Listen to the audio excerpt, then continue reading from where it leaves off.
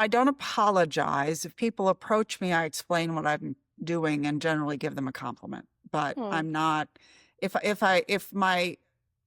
in my heart I felt apologetic for what I do, I don't think my pictures would be any good. My body language would be bad. My approach would be bad. So no apologies, but an explanation and a compliment.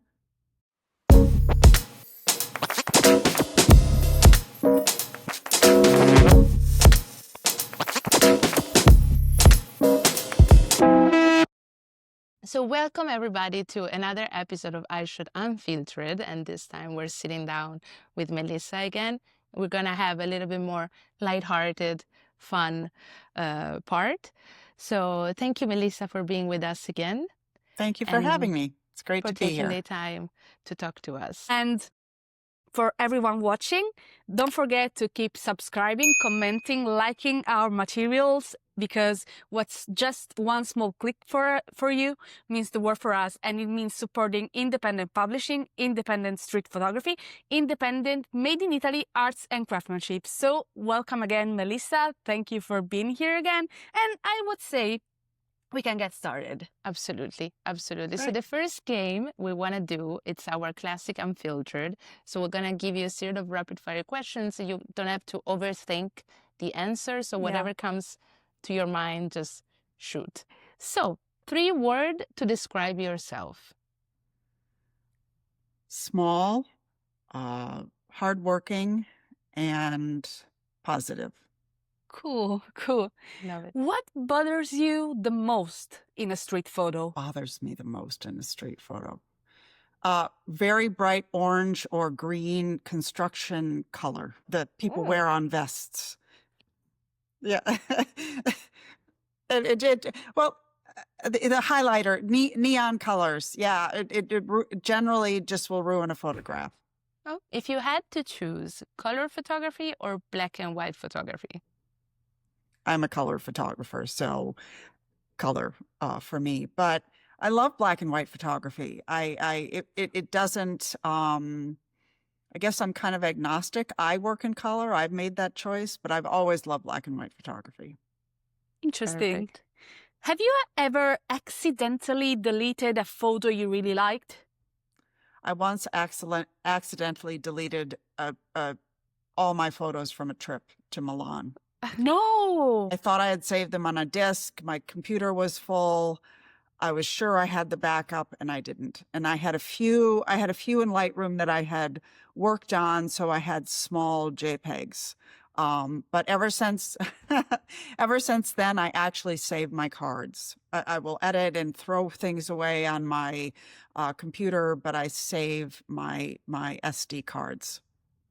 So. Yeah, That's pretty tough. It was bad, so absolutely yes. That it was really sounds bad. like a legit nightmare. If you could photograph any era in history, which era would you photograph? There's a lot to choose from. I have 2. Either the time in New York when I was a child in the 60s and 70s, maybe. I worked so much in New York. I'd be fascinated with literally being there at a time that I was alive, but not working there or living there. Otherwise, probably antiquity, maybe ancient Rome. Wow. I'd be interested to see how similar people actually are, but how much different the environment would have been. Yeah. The ancient Roman street photography must be crazy. That would have Damn. been wild. Wow. All the graffiti, all the thing they wrote on walls. Yes. There's Love some it. pretty fun graffiti in Pompeii. Oh yes. So Beautiful. yeah, Pompeii if is you ever visit, make sure to have someone tell you about the graffiti.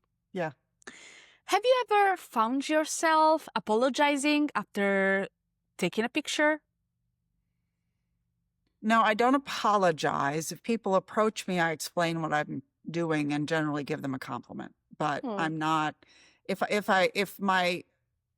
in my heart I felt apologetic for what I do, I don't think my pictures would be any good. My body language would be bad. My approach would be bad. So no apologies, but an explanation and a compliment if I'm asked what I'm doing. Yeah. Perfect. Sounds Perfect. fair. Sounds fair. I wanted to ask you, what's the best advice you've gotten from Joel Meyerowitz? I'll probably give the question I gave earlier. Every time you press the shutters, you say yes. Have you ever received a bad photo advice? No, I don't think so. And a little like there's no such thing as bad light. I guess what maybe bad advice would be something that you disagree with and learn from it anyway. Yeah. Truth be told, I haven't sought out tons of advice in terms of how to be out shooting. It's been very much a process of my own learning and my own approach. Do you shoot when you're most happy or nervous? Agitated, I guess. Being out shooting makes me happy. So I don't think a state of agitation or nervousness, again, would be in any way helpful. I can make interesting pictures when I'm in kind of a grumpy mood. I think you kind of see the world a little differently. Yeah. Maybe you're more open to certain things. But agitation is generally a state of mind I try to avoid when I'm out shooting. Yes, Yeah. that's a good advice, actually. Among your body of work, what's the most New York photo that you've taken?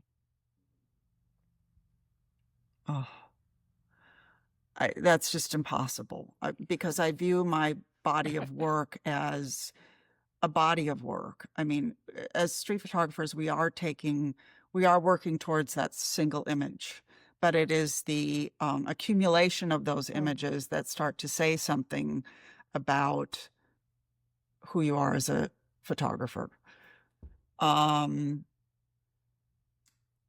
are a couple in my book. I guess there's a photograph that I love of a group of people on Fifth Avenue and 42nd Street kind of running to the train, and there's a woman sitting having a conversation with an older man sitting on a little fire hose pipe, and it is the sum total of 5 or 6 or 7 or 8 different people in a frame, all very much doing their own thing. So that's the kind of picture I'm after, whether that's kind of the penultimate picture, not necessarily, but that's often what I'm looking for in an interesting street picture.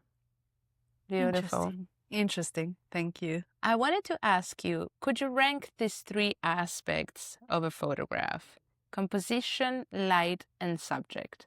Subject, composition, and light. Okay. Subject 1, composition 2, light 3. Again, because of the way that I'm working, the light isn't always good, but the subject or subjects could be fascinating.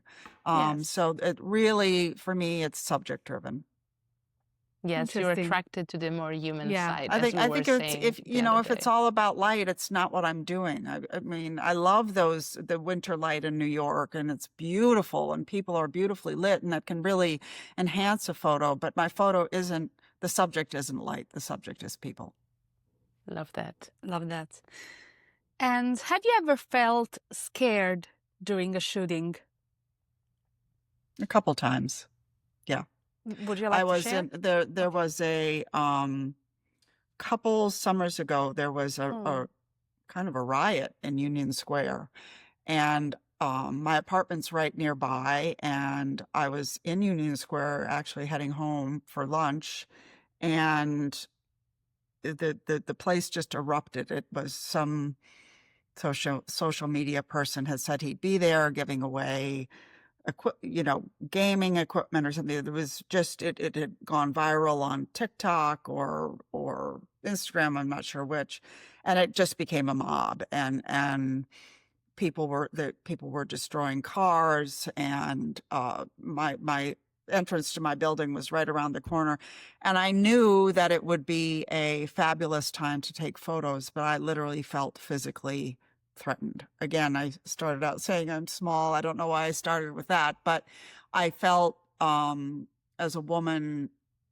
intimidated, not safe, and so I went home, and there were police inside my building because they thought the person was in it, potentially in the building that I lived in. So it was just a time when I knew that I maybe should be up, it was a great opportunity to take photos, but I felt physically threatened, and so I left. I left the scene. So. I don't think anyone can say anything to that. Absolutely Absolutely. Hey, listen, I don't want to get killed doing this. Yeah. There's no point in it. No. I mean, I often joke that I'm going to get hit by a bus because I'm out in the streets all the and time. not looking left or right. But I'm very aware. I've worked in the city for 10 years, so I'm very careful physically, not to be aggressive, not to find myself in situations that feel dangerous. I don't shoot a lot at night for that reason. So yeah. I feel like New Yorkers have a different level of attention, for sure. New Yorkers like yourself. Yeah. Everybody coming there. I guess the environment pushes. For its size, New York is a relatively safe city. So, yeah. But you could, it's good to be you No one wants to get hurt or injured doing this. No, not at all. The last photography book you've read? Oh, I just picked up a book by, she's Japanese. Hang on just a second. Yes, absolutely. I'm always looking for work by women.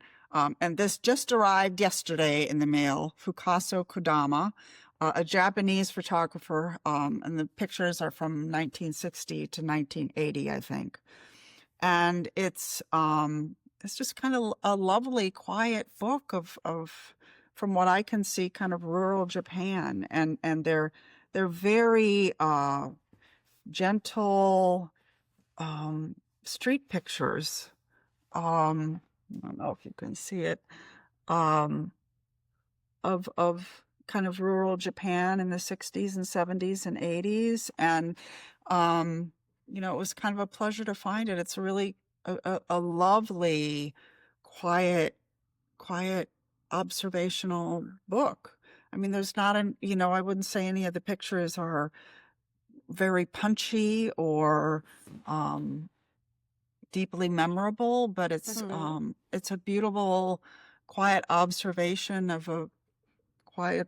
I don't think it's Tokyo. I'm not sure, but that was a new one, and it's by a woman, and kind of unsung work. Amazing. Love it. Thank you. Staying on the topic of photography book, what's one of the books that you own that you have worn out by reading so much? Oh, clearly Robert Frank's The Americans. I look at Walker Evans' American Pictures a lot. Joel Meyerowitz's Wildflowers, because the approach to just having a flower being the through line of very different pictures is a beautiful approach. So those three just pop into my head. There are many, many others. Okay. Great, Rex. Love that. In the interest of the speed answers to a fun game. Absolutely. I'll rethink it all later.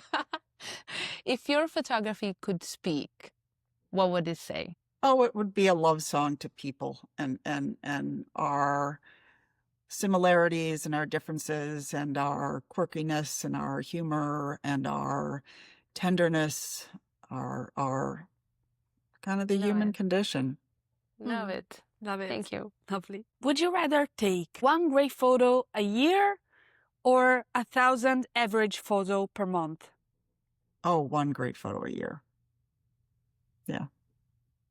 Listen, if you think about most of the better known photographers that they have couple dozen truly memorable photos. The greats. Yeah. When you think of the big names in your head, there are going to be a handful of their photos that you can envision. And I currently feel like I get 10 mediocre pictures per year. It's No. the great ones are very few and far between, even for the legendary photographers of history. So, yeah. Okay, cool. Okay. Do you have a go-to shooting playlist while you're out shooting, and what kind of music do you like to play? I do not listen to music when I'm out shooting. Again, in the interest of my personal safety, I never listen. I listen to the sounds of the city.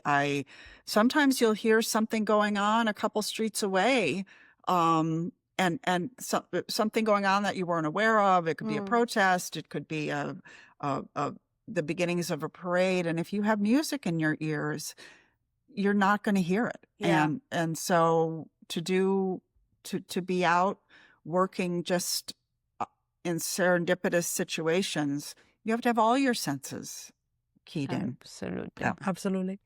Fair. And what's more important when you're out shooting? Comfy shoes or the perfect lens? Comfortable shoes. Always. Love that. Safety and comfort first. I tend to use the same couple of lenses all the time. So if your feet hurt, the lens does you very little good. Yeah. Absolutely agree.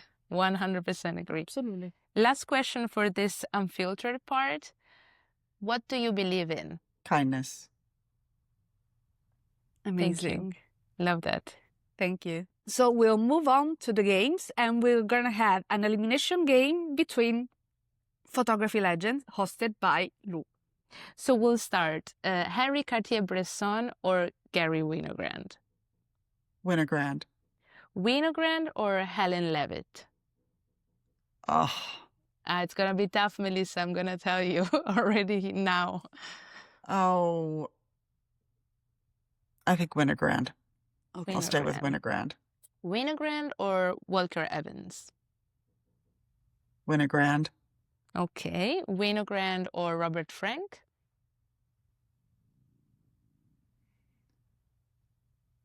Frank. Okay. Frank or Diane Arbus?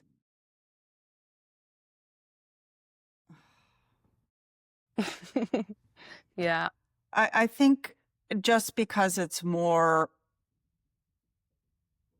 akin to the way that I work, I'll stay with Frank. Okay. Frank or Vivian Maier?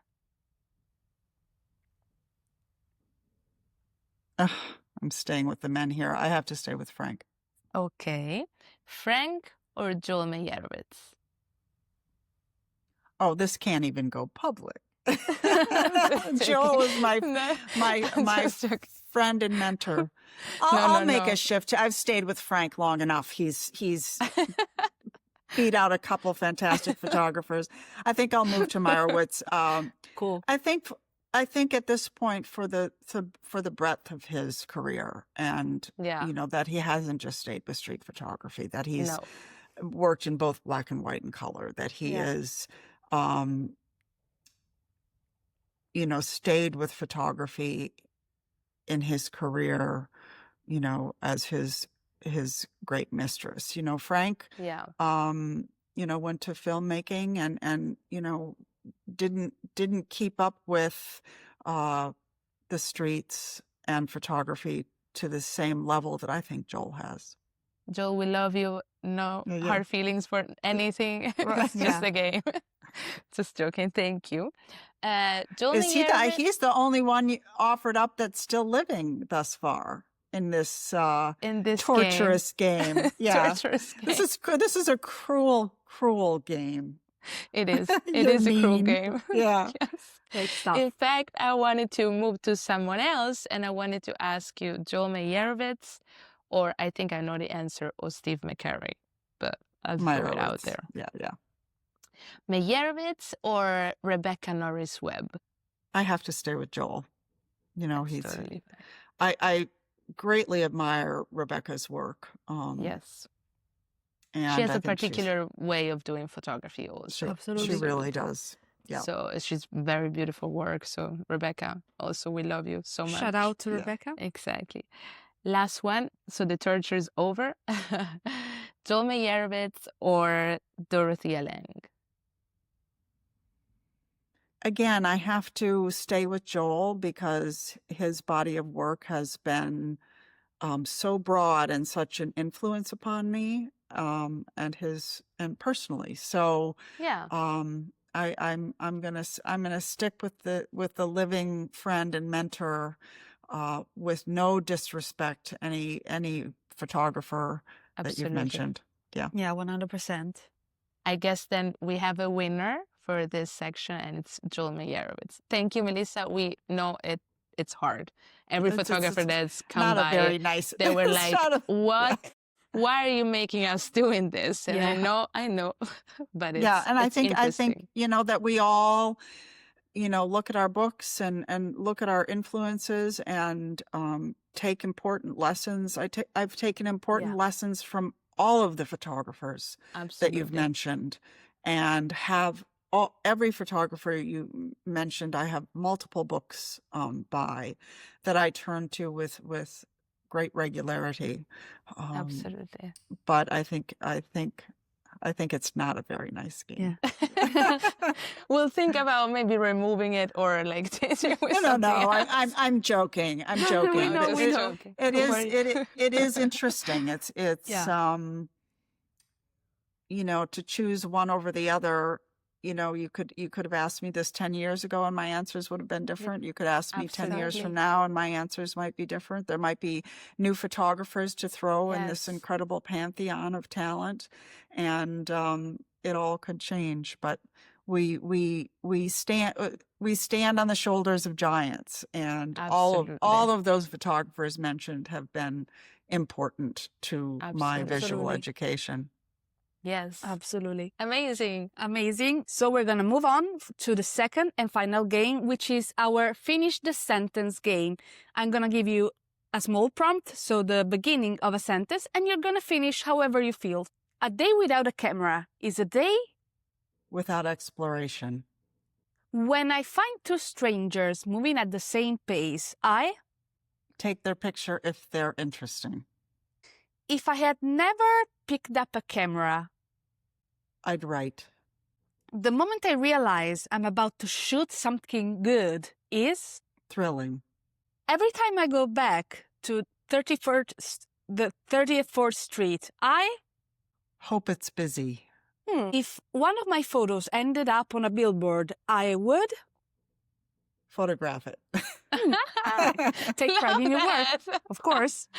Love that. When I photograph someone and they look me in the eye, I, Smile. being invisible isn't always an advantage. Sometimes You can't avoid being seen. there's nothing interesting in a photo that There's nothing interesting in a photo that doesn't exude some sort of energy, be it through the people, the light, the architecture. if I had to ban one thing from street photography, it would be The cell phone. yeah, so people wouldn't be Absolutely. all bent Yeah. and stuff. But we have to navigate it. I mean, it's Yeah. everywhere. So, Yeah. But yeah, it'd be great. It would be great to be out for a few days with no one Yeah. with phones in their hands and faces in their phones, more importantly. Yeah. Exactly. So last one. Nobody believes that I have. I don't know. Nobody believes that I have started my career so late. I was in my 50s when I started on the street. But I think people do know that, so they probably believe that. That's a hard. It's like, a deep dark secret, I suppose, might be more useful here. But I don't have one for you. Sorry. I mean, that's more than enough. That's okay. That's okay. It was a great round. So thank you, Melissa, for being here. And I could say we can wrap it up. Absolutely.